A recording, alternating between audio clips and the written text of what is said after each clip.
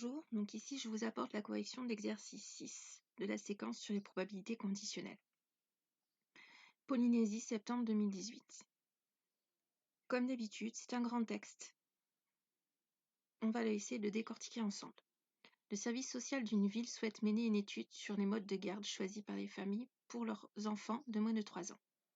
Une famille est composée des enfants et de leurs parents, vivant en couple ou pas. Un questionnaire a été rempli pour un échantillon de 1000 familles ayant au moins un enfant de moins de 3 ans. Donc de nouveau, on nous donne la population de référence qui est 1000 familles. Peut-être je vais m'en servir en probabilité conditionnelle, ça m'étonnerait, mais je garde ce résultat dans un coin de ma mémoire. L'examen des réponses apportées par ces familles à ce questionnaire donne les informations suivantes. Donc des informations chiffrées que l'on traduira sur l'arbre par la suite. On choisit au hasard un questionnaire. Chaque questionnaire a la même probabilité d'être choisi. On est bien dans une situation d'équiprobabilité, donc pas de problème pour calculer les probabilités. Je ferai le rapport. Pour tout événement E, on note E bar, l'événement contraire de E. Ça c'est du cours, nous on le sait déjà. Si F est un événement de probabilité non nulle, la probabilité de E sachant F est notée P de E sachant F. Ça aussi c'est du cours, donc quelquefois elle le rappelle. Nous aussi, normalement vous maîtrisez depuis les exercices. C, le questionnaire est celui d'un couple. Ça c'est important, ça me définit l'événement. Et G, le questionnaire est celui d'une famille dont les parents gardent eux-mêmes leurs enfants durant la semaine. Ça aussi c'est important. Donc moi de nouveau, j'ai déplacé l'arbre pour un souci de facilité, pour éviter de monter et descendre les feuilles. Il est évident que votre arbre n'apparaît pas ici, puisqu'il est demandé à partir de la deuxième question qui est ici. Donc on va reprendre toutes les données du texte et on va aller les compléter. Donc je vais également déplacer ces données. Donc, pour vous, elles n'apparaîtront pas au même endroit. Et pour me faciliter les choses, je vais les faire apparaître ici. Donc on complète l'arbre. 70% des parents vivent en couple. Donc c'est ici 0,7. Ici, je peux avoir facilement la probabilité que les parents ne vivent pas en couple. Il me suffit de faire 1 moins 0,7, 0,3. 60% de ces couples ont choisi de garder eux-mêmes leurs enfants. Garder eux-mêmes leurs enfants, c'est G. Donc c'est ici 0,6. Ici, j'ai aisément cette probabilité 0,4. Parmi les parents ne vivant pas en couple, 30% d'entre eux ont choisi de garder eux-mêmes leurs enfants durant la semaine. Donc garde leurs enfants, c'est G. Vivant en couple, pas en couple, c'est C bar. Donc c'est cette probabilité 0,3. Ici, on peut avoir aisément, en faisant la soustraction, 1 moins 0,3, cette probabilité 0,7. Donc j'ai fini de compléter mon arbre, j'ai toutes mes probabilités également traduites sous forme d'événements. Donc je vais pouvoir facilement répondre aux questions. En utilisant les données fournies par l'énoncé, calculer la probabilité que le questionnaire soit celui d'une famille dont les parents ne vivent pas en couple. Donc calculer, moi ici, normalement, l'arbre est rempli après. Donc si on me demande de calculer, il faut effectivement que je fasse un calcul. Donc si je dois faire un calcul, je dois trouver la manière dont on le fait. Et je vous rappelle que la probabilité qui est donnée dans le texte est celle-ci. 70% des parents vivent en couple. Donc pour avoir celle-là, je fais simplement 1 moins 0,3. Vous pouvez mettre l'expression littérale si vous êtes à l'aise. Je vais l'écrire 1 moins P de C.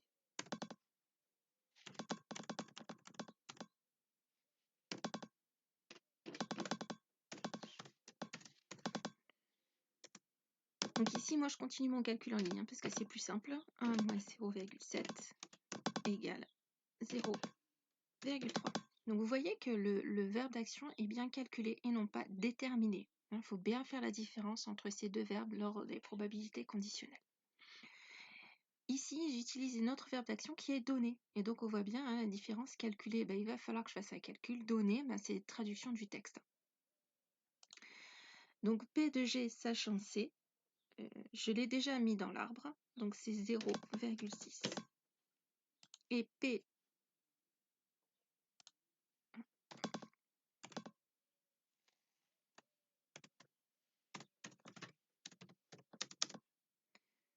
Donc ici, c'est C bar, hein, P2G sachant C bar. Je l'ai également calculé et c'est 0, enfin déterminé en texte et c'est 0,3. Voilà, donc je viens déjà de répondre à la question A, la question B et la question 2, j'ai déjà fait. Compléter l'arbre. Ici, j'ai commencé le travail pour essayer d'aller un peu plus vite dans la correction de cet exercice puisque ça fait quand même le 3e exercice qu'on fait. Calculer la probabilité de l'événement C inter G. Donc je vous rappelle, C c'est ici, G c'est ici. Hein, donc pour aller sur ça, pour avoir l'intersection, il suffit de suivre le chemin et de multiplier ces deux probabilités. Donc je vais faire P de G1 sachant C fois P de C. J'ai marqué l'expression littérale ici. Donc je n'ai plus qu'à aller chercher ces probabilités dans l'arbre. Et donc P de G sachant C, c'est 0,6 fois P de G. Alors je me suis trompée. P de C. Et P de C, c'est 0,7.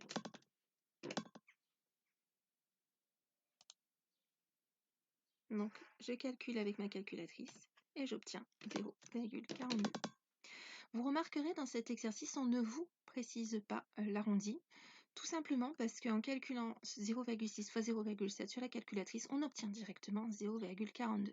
Donc, ce n'était pas nécessaire de préciser l'arrondi. Montrez que P de G égale 0,51. Je remonte sur mon arbre et je vois G, c'est ici et ici. Donc, je vais calculer la probabilité de ces deux chemins, C inter G plus C bar inter G. P de C inter G plus P de C bar inter G. P de C inter G, j'ai déjà calculé, elle est ici 0,42, donc je n'aurai pas à la recalculer. Par contre, cette probabilité, je ne la connais pas. Donc ici, j'ai remarqué l'expression littérale pour calculer cette probabilité, et je me suis encore trompée. Hein, c'est P de G inter C bar fois P de C bar.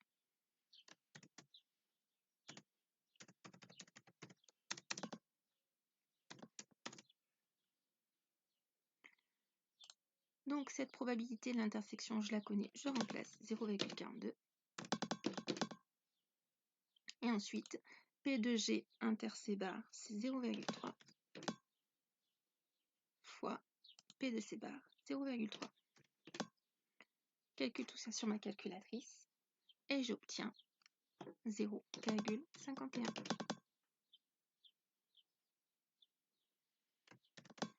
De nouveau, j'obtiens 0,51, c'est-à-dire une valeur déjà arrondie au centième. Je fais la dernière question. Le questionnaire choisi est celui de parents gardant eux-mêmes leurs enfants durant la semaine. Donc ici, on me donne l'univers et on me donne le sachant que. Ici, c'est le questionnaire choisi est celui des parents gardant eux-mêmes leurs enfants. Donc on est bien d'accord que cette partie, c'est G.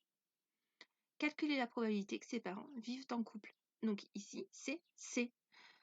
Autrement dit, la probabilité qu'on me demande de calculer, c'est la probabilité de C, sachant G.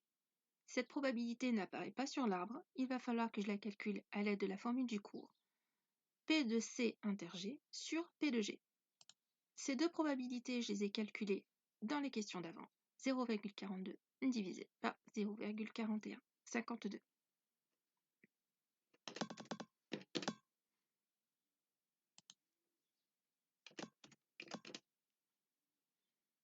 Je calcule.